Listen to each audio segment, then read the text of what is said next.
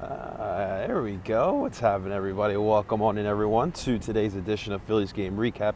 It has been a while since we've talked. We actually missed the whole Giant series, which, vacation and Labor Day weekend. Needed some time with the family, needed some time to relax. So took a little bit of a couple of days off, but obviously we did miss the entire series. And obviously, since the last time we talked, we had another bad series against the Arizona Diamondbacks. So overall, the West Coast yet again was not pleasant to the Philadelphia Phillies yet again. And so here we are talking about the Phillies live here down at Citizens Bank Park. We're talking about last night's win against the Miami Marlins, a 3-2 win in walk-off fashion. Gene Segura, the Genes for Gene crew definitely must have had fun last night. But I mean, when I look at this, right, like, we start off September over in the West Coast, and I know it's not easy playing out there. You are playing, though, against two teams who I always categorize baseball into four categories, right? You have your elite teams, you have your good teams, you have your borderline teams, and you have your bad teams. And I would consider the Giants and the Diamondbacks honestly borderline teams. I know that the Diamondbacks have not fared well, but they do have some young talent, and they are sneaking up on some teams, and it's not the easiest game as it has been in the past. And so walking away, though, I'll say, from that week, one win in 6 days is unacceptable at this point in the season. Now, I do know that the Giants are a pretty solid team, but getting swept by Gabe Kapler's boys is unacceptable as well, and it's the way you did it. In every phase of baseball, they failed at. The hitting was abysmal. Like, where the heck were these bats? I know Bryce Harper is probably still trying to get comfortable and trying to get back into the groove of things, but it was just absolutely atrocious overall from everyone not showing up. Obviously, starting pitching was a bit of a concern. You obviously had to use a lot of your bullpen arms, so fatigue was definitely a bit of an issue as well in that series, in both series too.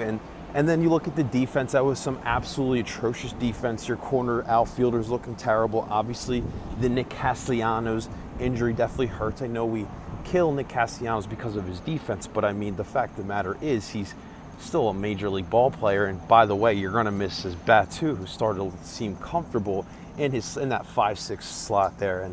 And so, that was the series out there, right? That was the two series out there. And so coming back to Philadelphia, it is really what this baseball team needed more than anything else, right? Because that was a terrible West Coast trip.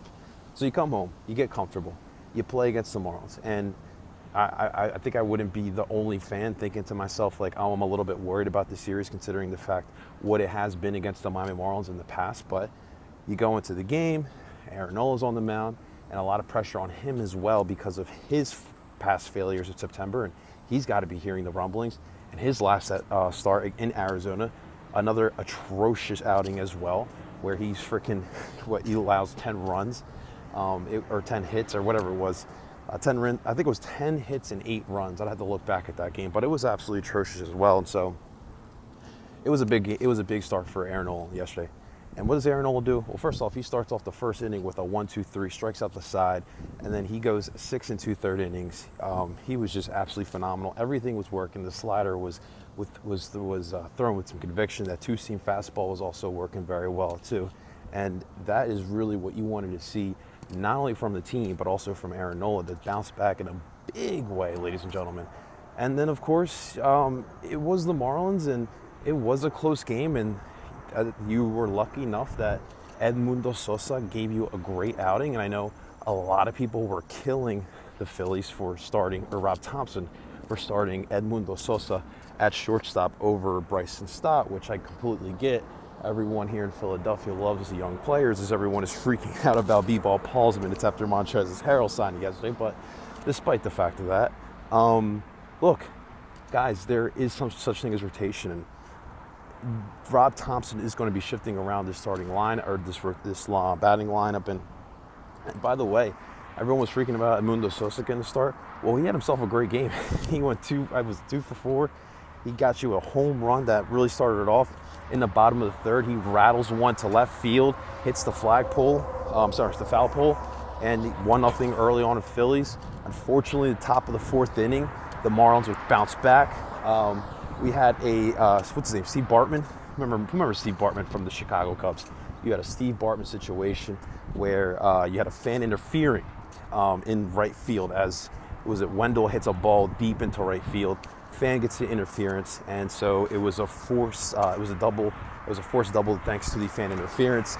Now look, I'm gonna say this: if I'm sitting in the front row, anywhere in this ballpark, in any ballpark, I'm not sticking my hands out for a ball. If I'm in the stands, ball's coming to me, that's a different story, but I think it's just like a rule of thumb, and I understand that everyone understands the nuances of baseball and understands what you do when you're at a ballpark, because there's a lot of different nuances watching a game live at a ballpark, but come on, really? So unfortunately for that fan, he probably got the shit end of the stick. Probably heard it from a couple fans throughout the night, but that forced Wendell to second, and now you bring up Brian Anderson, who hits a great ball to right field, and Wendell got some wheels, and he ran all the way home, and now it's a tied up ball game thanks to a fan. So whoever that fan was, I hope you had a great night. I hope nothing bad happened to you. But you move forward into the bottom of the sixth inning. You get a great double by Edmundo Sosa. Again, Edmundo Sosa really delivering for you here in this game where everyone wanted Bryson Stott over him. A couple batters later, Alec Bohm hits a sac fly that would bring Edmundo Sosa using those wheels. And obviously we had a controversial moment, the reverse call, the catcher interference. I'm gonna say this: I think the rule needs to be revisited, because I do feel, not speaking biased, not speaking as a Phillies fan, but I do feel as if that was a clear out, and I do think that they do need to revisit that rule. If it was the Phillies, I'd be upset. I do think that the Marlins caught the shit end of that stick, and I do think that Edmundo Sosa was out. But regardless, you're going to take the run because it's a 2-1 lead. However, though, unfortunately, later on, the Marlins would find a way to get back into it. Brad Hand started off the 8th inning very shaky. It's a pitch, and then they get another single, and then they take Brad Hand out. They put in Connor Brogdon in, and they get the sack, and now you got men on second and third base, and what happens, unfortunately, for the Phillies, the Marlins get another run, and now it's a 2-2 ball game, and now you're just dwindling down. You got David Robertson in the 9th inning, and David Robertson doing a solid job getting out of that inning. And then we move to the bottom of the 9th inning, where you get Bryce Harper gets the luckiest of luckiest hits, hits a ball deep to left field, and he even thinks he's out as he's running to first base. And you got Brian Anderson over there in left field. And what does Brian Anderson do? Brian Anderson drops this ball. I don't even know how he dropped the ball, but Bryce Harper got lucky, got onto second base. He could have probably gotten a triple if he would have ran hard, but he gets a double on that one.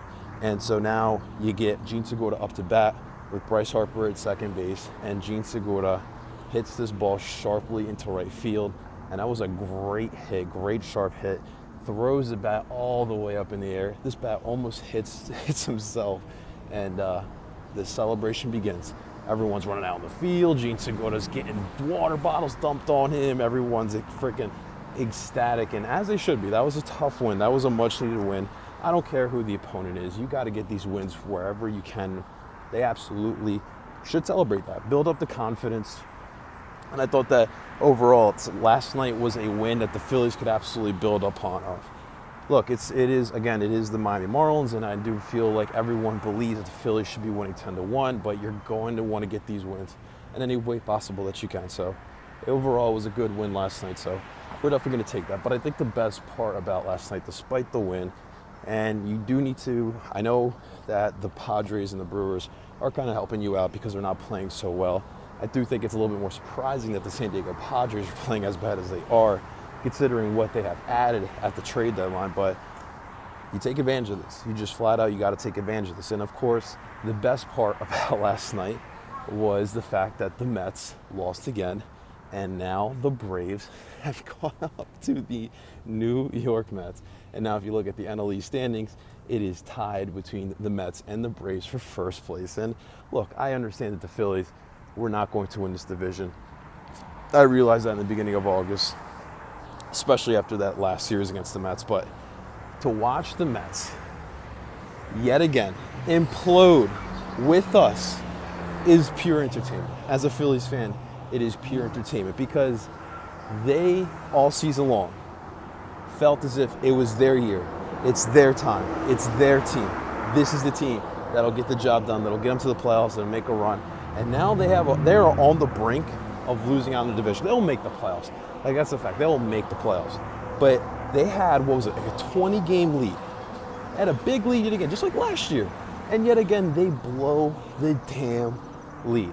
It's beautiful. It is quite honestly beautiful. So that obviously got a lot of us Phillies fans in a great mood, because the Mets just met it yet again. So, and if you're the Phillies, though, obviously we can all laugh at the Mets, but we still got to take care of our job. And I'm not going to look too lightly at the wild card race, because I do think that the Phillies need to continue getting wins, no matter how you get it done, whether it be a walk-off win by Gene Segura, getting a huge play by Aaron Nola, who, again, shaking off those September woes.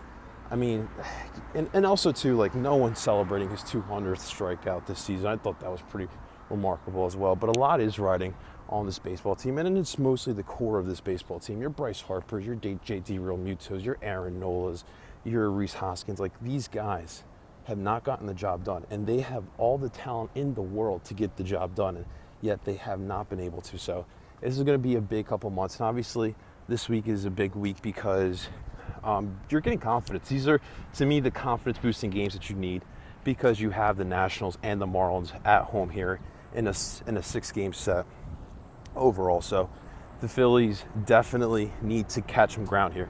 Some more good news: Zach Eflin and Seranthony Dominguez were actually thrown before yesterday's game.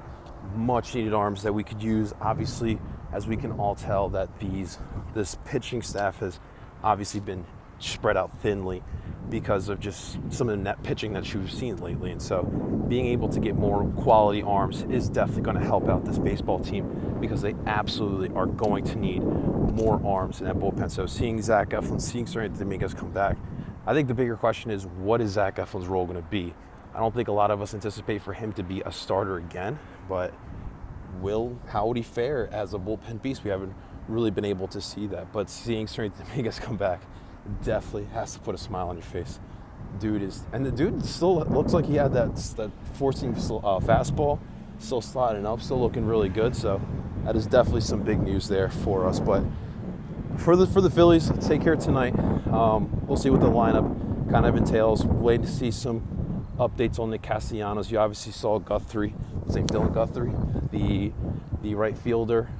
He's actually an infielder, but due to the fact that you're very thin in the outfield and you need a bat as well, Guthrie got the promotion, so he's here in Philadelphia. But we'll see what happens tonight. You got Trevor Rogers, I believe, going up against Ranger Suarez, so a good matchup here for the Phils, and hopefully Ranger bounces back as well, who also needs somewhat of a bounce back performance after his rough outing as well. So we'll see what these boys can do. But fun night last night. Obviously, we didn't know with the rain, and obviously with today, it's a little bit cloudy.